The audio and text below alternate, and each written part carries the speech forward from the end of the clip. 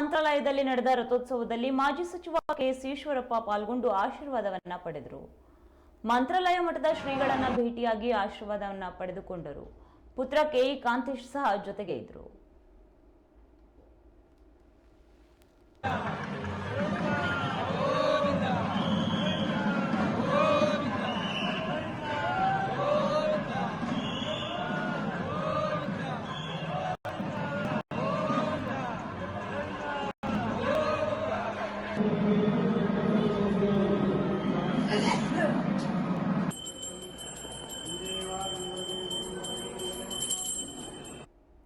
ಆ ಜಾತಿ ಯಾವುದು ನಮಗೆ ಗೊತ್ತೇ ಇಲ್ಲ. ಇಲ್ಲಿ ಒಬ್ಬ ಹುಡುಗ ಇದ್ದಾನೆ, ಲಮಾಣಿ ತಾಂಡದವನು.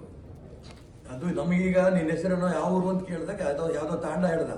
ಸ್ವಾಮಿಗಳು ಕಿವಿ ನಿಗಿಲ್ತು, ಬಾಯಿಲಿ ಏನ್ ಕೇಳಿದ್ರು, ತಾಂಡದವರ ನೀನು ಅಂತ ಕೇಳಿದ್ರು.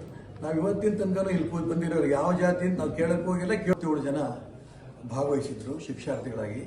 ಎರಡನೇದು ಶಿವಮೊಗ್ಗ ಜಿಲ್ಲೆ ಭದ್ರಾವತಿ ತಾಲೂಕಿನಲ್ಲಿ ನಡೀತು. ಅಲ್ಲಿ 46 ಜನ ಇದ್ರು. ಇವತ್ತು 3ನೇ ಶಿಬಿರ ಇಲ್ಲಿ ನಡೀತಾ ಇದೆ.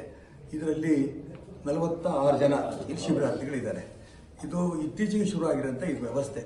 ಇದಕ್ಕೊಂದು ಧಾರ್ಮಿಕ ದೇವಸ್ಥಾನಗಳಲ್ಲಿ ಪೂಜೆ ಮಾಡಿ 2.5 ಲಕ್ಷ ದೇವಸ್ಥಾನಗಳು ಈ ರೀತಿ ಸಣ್ಣ ಸಣ್ಣ ದೇವಸ್ಥಾನಗಳಿದೆ. ಆ ಅರ್ಚಕರಿಗೆ ಪೂಜೆ ಹೇಗೆ ಮಾಡಬೇಕು, ಅವರು ಸ್ನಾನ ಮಾಡಬೇಕು ಮಾಡಬಾರ್ದು ಕಲ್ಪನೆನೇ ಇಲ್ದಿರೋ ತುಂಬ ಜನ ಇದ್ದಾರೆ. ಅವ್ರು ಬಿಡಿ ಸಿಗರೇಟ್ ಸೇರ್ತಿರ್ತಾರೆ, ಮಾಂಸ ತಿಂತಿರ್ತಾರೆ. ಅದು ತಪ್ಪು ಅಂತಲೂ ಕೂಡ ಅವ್ರಿಗೆ ಅನಿಸಿರ್ಲಿಕ್ಕಿಲ್ಲ. ಆ ದಿಕ್ಕಲ್ಲಿ ಅವರಿಗೆ ಸರಿಯಾದ ಸಂಸ್ಕೃತನೂ ಇಲ್ಲಿ ಹೇಳ್ಕೊಡುತ್ತೆ, ಶ್ಲೋಕಗಳು ಕೂಡ ಹೇಳ್ಕೊಡುತ್ತೆ. ದೇವರು ಅಂದ ತಕ್ಷಣ ಏನು, ದೇವರಿಗೆ ಎಷ್ಟು ಮಟ್ಟಿಗೆ ಗೌರವ ಸಲ್ಲಿಸಬೇಕು. ಪೂಜಾ ಪುರೋಹಿತರು ಅಂದರೆ ಕೇವಲ ವೃತ್ತಿ ಅಲ್ಲ, ಅದು ಧರ್ಮವನ್ನು ಜಾಗೃತಿ ಮಾಡೋಂಥ ಒಂದು ವ್ಯವಸ್ಥೆ ಅನ್ನೋದನ್ನು ಅವ್ರು ಹೇಳಿ, ಅವ್ರೇನೋ ಒಂದಿಷ್ಟು ನಾನು ಜೀವನಕ್ಕೋಸ್ಕರ ನಾನು ಮಾಡ್ತಿದ್ದೀನಿ ಅದಲ್ಲ, ಧರ್ಮ ಉಳಿಸೋದಕ್ಕೆ, ದೇಶ ಉಳಿಸೋದಕ್ಕೆ ಇದೊಂದು ವಿಶೇಷವಾದ ವ್ಯವಸ್ಥೆ ಆಗಬೇಕು ಅನ್ನೋ ದಿಕ್ಕಲ್ಲಿ ನಡೀತಾ ಇದೆ. ಇದು 3ನೇ ಶಿಬಿರ ರಾಜ್ಯದಲ್ಲಿ ನಡೀತಾ ಇದೆ.